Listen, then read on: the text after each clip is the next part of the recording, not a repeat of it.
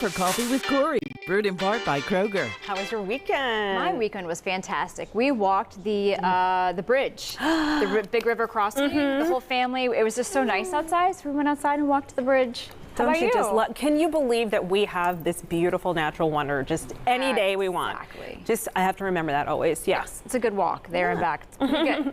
All right, so our first story is the cutest ever, but it depends, right? So they're adorable, they require less food and space, and more Americans are interested in them, owning them. It's not a dog or a cat or a hamster. We're talking about miniature farm animals, right? So sales of mini cows, goats, donkeys, and more have grown since the COVID-19 pandemic. Of course, it's according to animal breeders. Experts say that the trend is driven by hobby farmers looking for easy to manage livestock and also homesteaders who like the idea of petite pets.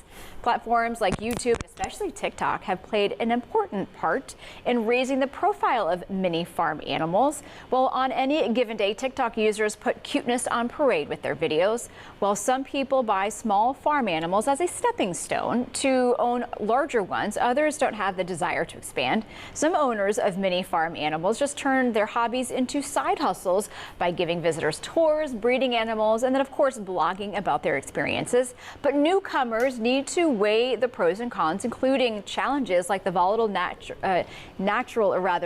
of pricing of the animals. And they may be cute, but they also can be aggressive. While some four-legged stars like furry cows can actually weigh around 500 pounds. I didn't know that.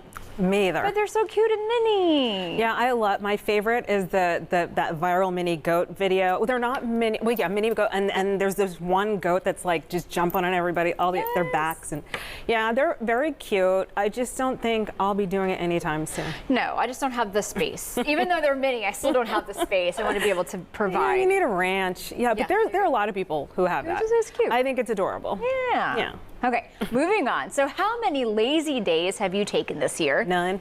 None. So according to a new poll of 2,000 Americans, 60 lazy days are necessary for a year for people to feel rested and relaxed. How about that? So the survey found that we take lazy days very seriously, with more than 20% admitting that they plan their lazy days in advance, but also 70% like to spontaneously take their relaxation days. Researchers also found that about 10% put do-nothing days on their calendars, and almost 3/4 of those surveyed said that they don't tell others when they're taking a day to relax. Yeah, because then people ask you to do things. Like literally. You are 24/7, 365. Like it's like you are the most busy person I have ever met. It's like negative. For you, it's just like I need to borrow from next year because this year's already planned out. Like I asked for days off to moderate the TEDx. Right. You know, I'm like, wait a minute. It's not even like you're not even like get to sleep in. It's like I'm booked from beginning, middle, and end. Well, you do soccer, Yeah, I when do you there's relax? Yesterday, like a half a day. I was a lazy half a day. I just watched TV a few hours yesterday afternoon. I need a vacation. I consider that a lazy day. Because I'm not getting productive. But half a day is not 60 days. Like I'm surprised by that number. There's just no way. Yeah, same. I was like, who's taking 60 days? That's stressful to me because you're like, wait, I have things I have to do. It would stress me out as well. Okay, so who doesn't have like Olympic blues? I have the Olympic blues because Paris has closed out their 2.5 extraordinary weeks of Olympic sports and passed the torch to the next city in line.